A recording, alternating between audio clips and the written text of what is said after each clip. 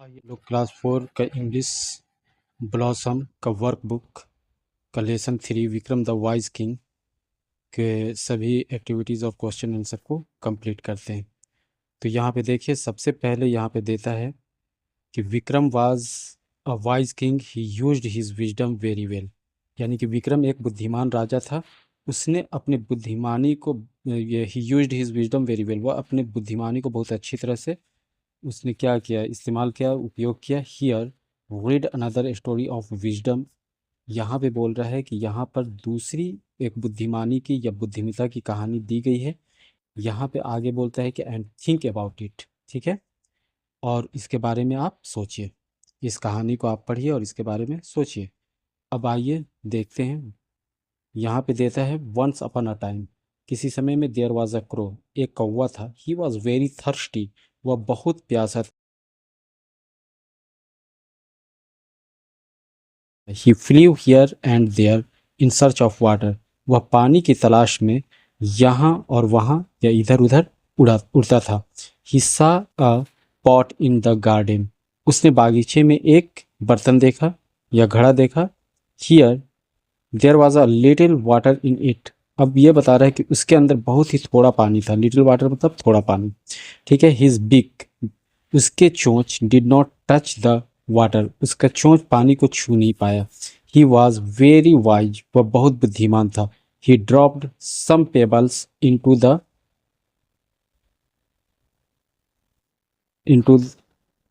Into the pot, उसने कुछ कंकड़ों को उस बर्तन में डाल दिया। यहाँ पे he dropped some pebbles into the pot, उसने कुछ कंकड़ों को उस बर्तन में या घड़े में डाल दिया। द वाटर रोज अप, पानी का जो लेवल था, पानी ऊपर उठ गया। He drank it and flew away, उसने इसे पिया और उड़ गया। तो यहाँ पे इस तरीके से ये एक स्टोरी दिया गया है। अब स्टोरी के बाद जो है यहाँ पे कुछ क्वेश्चंस किए गए हैं। तो आइए इन क्वेश्चन के आंसर को देखते हैं। तो यहाँ पे सबसे पहले सवाल है, जो क्वेश्चन है वो ये है कि now answer this questions, what was the crow searching for, कौवा किस चीज़ की तलाश कर रहा था। तो इसका आंसर हो जाएगा the crow was searching for water, कौवा पानी की तलाश कर रहा था। फिर नेक्स्ट क्वेश्चन है कि what did he do to drink the water, उसने पानी पीने के लिए क्या किया। तो अभी हम लोगों ने किया कि उसने पानी पीने के लिए क्या किया, he dropped pebbles into the pot to make the water rise, उसने पानी के लेवल को ऊपर उठाने के लिए क्या किया, तो घड़े के अंदर या बर्तन के अंदर कंकड़ों को डाला। फिर नेक्स्ट यहाँ पे थर्ड जो क्वेश्चन है वो देता है कि do you think the crow was wise how, यहाँ पे पूछ रहा है कि क्या आप या सोचते हैं कि वो कौवा जो था बुद्धिमान था। तो अगर आप हाँ कहते हैं तो ये भी बताना है कि कैसे, अगर ना भी कहेंगे तो भी बताना है कि कैसे, हाउ। तो यहाँ पर हम लोग लिख देंगे यस, वो बुद्धिमान था। क्यों? क्योंकि उसने अपनी चतुराई दिखाई, किस चीज़ को, जो पानी का लेवल बहुत कम था, पानी के लेवल को ऊपर उठाने में, ठीक है। अपने कंकड़ों को डाल करके, चुन चुन के कंकड़ों को डाला और उसके पानी के लेवल को ऊपर उठा लिया, तो इसने अपने बुद्धिमानी का परिचय दिया। तो he used a clever trick to raise the water level, ठीक है। अब आगे की तरफ देखते हैं। अब नेक्स्ट जो है क्वेश्चन नंबर 2 में देखते हैं कि क्वेश्चन नंबर 2 यहाँ पे दे रहा है कि rearrange the letters to make meaningful words taking help from the given hints. यहाँ पे बोल रहा है कि जो यहाँ पे लेटर्स हैं इनको पुनः व्यवस्थित करना है, ये उल्टे पलटे दिए गए हैं, इनको पुनः व्यवस्थित कर करके और इनसे मीनिंगफुल वर्ड्स बनाने हैं, ठीक है। और इसके बाद बोल रहा है कि यहाँ पे जो हिंट दिए गए हैं इनका इस्तेमाल कर करके, इनकी मदद ले करके आपको करना है। तो यहाँ पे देखते हैं, सबसे पहले देता है DEJUG, इसको अगर हम सही से अरेंज करते हैं तो ये क्या हो जाएगा, जज। उसी तरह से NDKI, इसको सही से अरेंज करते हैं तो हो जाएगा काइंड। यहाँ पे हिंट भी दिया है कि नॉट क्रूअल, नॉट क्रूअल का मतलब क्या होता है, जो निर्दयी ना हो, तो यानी कि काइंड। फिर जा करके अ वीपन, इसको अगर ये यहाँ पे करते हैं तो ये क्या हो गया, स्वॉर्ड। स्वॉर्ड का मतलब तलवार होता है। उसके बाद नेक्स्ट देखते हैं, यहाँ पे इसको अगर अरेंज करते हैं तो यहाँ पे देता है कि टू फाइट, फाइट का मतलब लड़ना है, तो इसका मतलब भी हो जाएगा क्वारल, क्वारल का मतलब लड़ना होता है। तो इस तरीके से हो जाएगा। फिर आगे देखते हैं, आगे यहाँ पे देता है स्मॉल चाइल्ड, तो इसको जब हम अरेंज करेंगे तो इस स्मॉल चाइल्ड का मतलब क्या होता है, बेबी, छोटा बच्चा, शिशु, ठीक है। अब देखते हैं क्वेश्चन नंबर 3। क्वेश्चन नंबर 3 में दे रहा है कि right meaningful sentences bye rearranging the words, read them allowed. यहाँ पे भी वही चीज़ बोल रहा है कि जो वर्ड्स यहाँ पे दिए गए हैं ये सभी उल्टे पलटे हैं, इसको रीअरेंज कर करके और उसके बाद मीनिंगफुल सेंटेंस बना देना है, ठीक है। और इसके बाद इसको ज़ोर ज़ोर से पढ़ना है, ठीक है। जैसे यहाँ पे दिया है किंग अ वाज देयर, तो इसको अगर सही से अरेंज करेंगे तो एक सेंटेंस हमारा बन जाता है देयर वाज अ किंग, एक राजा था। फिर यहाँ पे उसी प्रकार से देता है women two came court with a baby, तो इसको अरेंज करेंगे तो हमारा क्या बन जाएगा, two women came in his court with a baby, दो औरतें एक बच्चे के साथ दरबार में आई।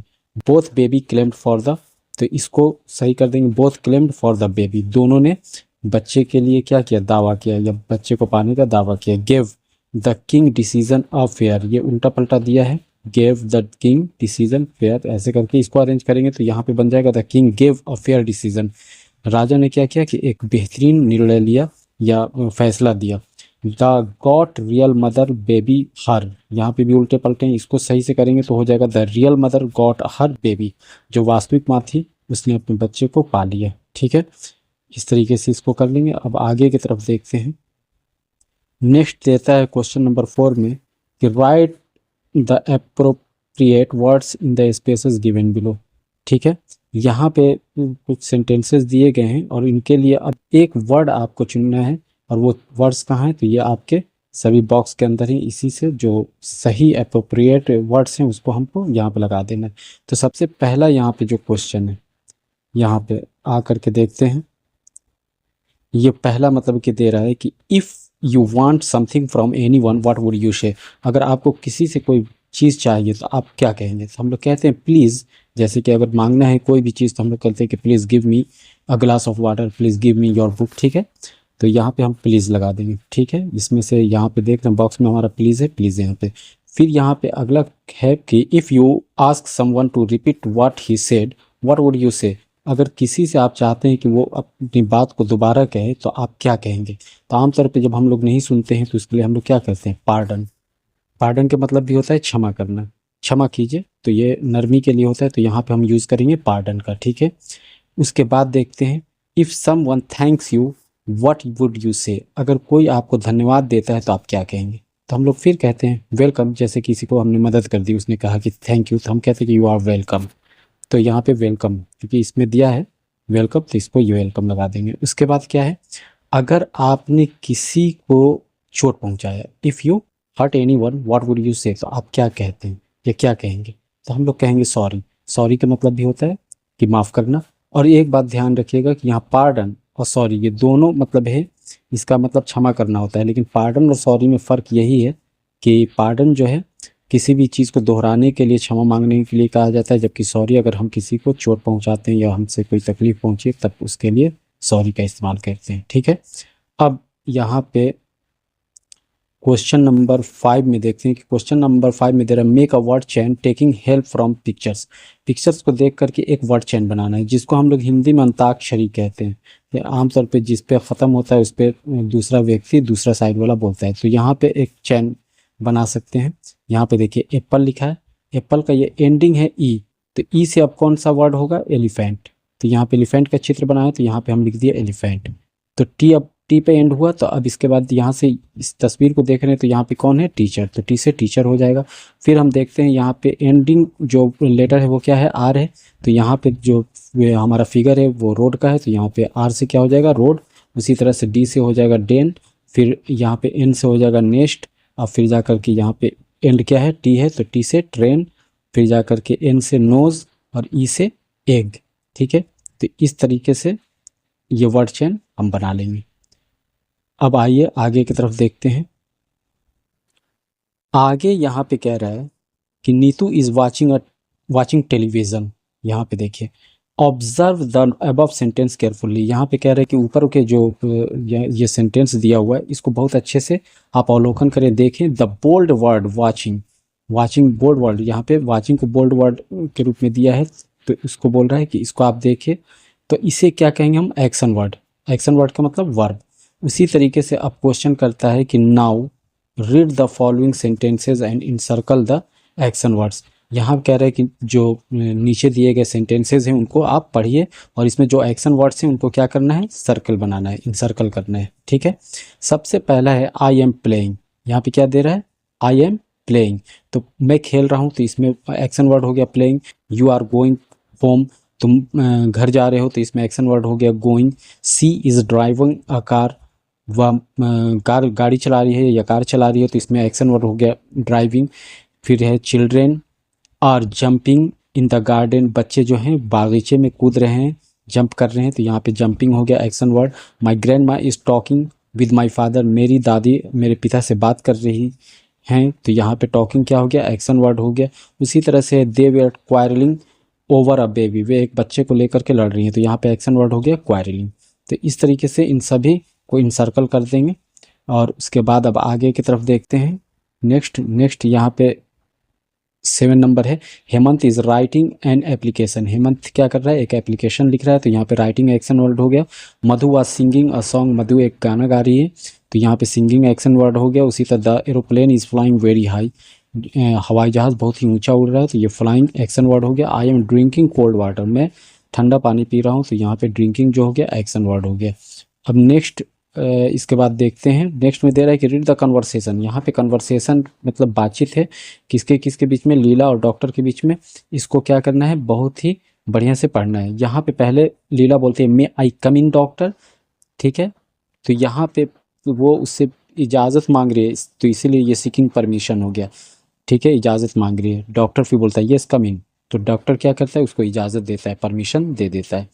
फिर लीला बोलती है help me sir, my mother is in pen, ठीक है, तो इसमें क्या रिक्वेस्ट करती है, इसमें डॉक्टर से रिक्वेस्ट कर दी है कि मेरी माँ को दर्द है, my mother is in pen, मेरी माँ दर्द में है, उसकी मदद कीजिए, ठीक है। अब डॉक्टर बोलता है डोंट बी नर्वस, ठीक है, नर्वस मत हो। Give this medicine 2 times a day for a month, एक महीने में, इन एक महीने तक इन गोलियों को प्रतिदिन 2-2 गोलियां कर करके दो, शी विल बी फाइन, वह ठीक हो जाएगी। गिविंग एडवाइस, तो ये क्या है, ये डॉक्टर एडवाइस दे रहा है, ठीक है। उसके बाद है कि mother can I take it for 1 week, क्या मैं इससे 1 सप्ताह तक ले सकती हूँ, ठीक है। आस्किंग अ क्वेश्चन, ये सवाल पूछे, तो no no take the full course and don't eat oily foods, तो वो डॉक्टर फिर बोलता है कि नहीं नहीं, पूरे कोर्स को पूरा करो, यानी कि जितना 1 महीने का दवा बताया गया है उसको लो, और जो तेलीय पदार्थ हैं, तेलीय वस्तु हैं, भोज्य पदार्थ हैं, उसको मत खाएं। You may fall ill again if medicine are not to, अगर यहाँ पे बोल रहे हैं कि अगर आप सही से मेडिसिन नहीं लेते हैं तो आप फिर से बीमार पड़ सकते हैं, तो नाउ यू मे लिव, तो यहाँ पे क्या है, गिविंग वार्निंग है, ठीक है। ऊपर में ये इंस्ट्रक्शन हो गया, ये वार्निंग हो गया। और फिर जा करके देखिए, तो अब लीला बोलती है, यहाँ पे डॉक्टर है, ये डॉक्टर बोलता है ना यू मे बी लिव, अब आप तुम जा सकती हो, तो ये बोलते हैं थैंक यू डॉक्टर। तो इस तरीके से ये कॉन्वर्सेशन था। अब इसी कॉन्वर्सेशन को देखने से हमको ये पता चलता है कि बहुत सारे ऐसे सेंटेंसेस जिसमें वार्निंग है, कुछ इंस्ट्रक्शन है, कुछ क्वेश्चन है, कुछ एडवाइस है, तो उसी तरह से यहाँ पे कुछ सेंटेंसेस दिए गए हैं, जैसे now think and tick the correct option, यहाँ पे दे रहा है कि इनको पढ़िए, सोचिए इनके बारे में, और उसके बाद सही ऑप्शन पे टिक लगाइए। जैसे सबसे पहला सेंटेंस दिया है कि डोंट ड्रिंक अल्कोहल, तो यहाँ पे अल्कोहल का मतलब शराब होता है कि शराब मत पियो, तो शराब यहाँ पे परमिशन नहीं है, बल्कि क्या है, ये सलाह दिया जा रहा है, तो ये क्या हो गया, एडवाइस, एडवाइस पे टिक लगा देंगे। फिर जा करके है don't cross a busy road, यहाँ पे, तो यहाँ पे क्या कर रहा है, यहाँ पे वार्निंग दे रहा है कि अरे क्रॉस मत करो, कैसे, जो व्यस्त सड़क है उसको क्रॉस मत करो, तो यहाँ पे वार्निंग हो गया। उसी तरह प्लीज़ हेल्प मी, प्लीज़ लगा है तो इसका मतलब है कि ये रिक्वेस्ट है, तो ये रिक्वेस्ट पे टिक लगा देंगे। फिर आगे देखते हैं सिट डाउन, तो ये ऑर्डर हो गया, ठीक है, बैठ जाओ। शैल आई कम, क्या मैं अंदर आ सकता हूँ या आ सकती हूँ, तो यहाँ पे सवाल है, तो यहाँ पे क्वेश्चन पे टिक लगा देंगे। फिर come to school on time, यहाँ पे क्या कह रहे हैं, come to school on time, यानी कि समय पर स्कूल आओ, तो ये क्या है, ये निर्देश है, तो ये इंस्ट्रक्शन हो गया, तो इंस्ट्रक्शन पे टिक लगा देंगे। तो इस तरीके से इसको कंप्लीट कर लेंगे। तो इस तरीके से ये हमारा जो है लेसन कंप्लीट हो गया। मुझे उम्मीद है कि आपको सारी बातें अच्छे से समझ में आ गई होंगी। तो अगर वीडियो आपको पसंद आई है तो इसे लाइक कर दें, और अगर आप चैनल पर नए हैं तो चैनल को अवश्य सब्सक्राइब कर लें। ठीक है, धन्यवाद।